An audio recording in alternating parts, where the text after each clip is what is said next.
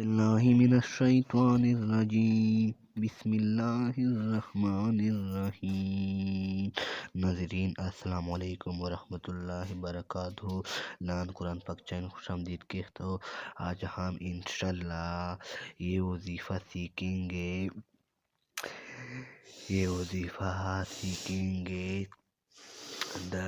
داڑھا اور کان کے درد سے بچانے کا خاص وظیفہ۔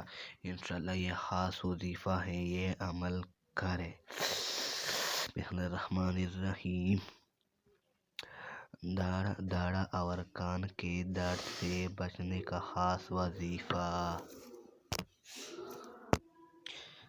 جو شخص ہر چین کے وقت درج ذیل کلمات پڑھے تو اس کی برکت سے داڑھا اور کان کے درد سے ہمیشہ محفوظ رہے گا۔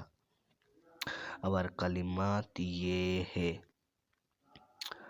الحمدللہ رب العالمین، الحمدللہ رب العالمین، علی کل حال ما کان، علی کل حال ما کان۔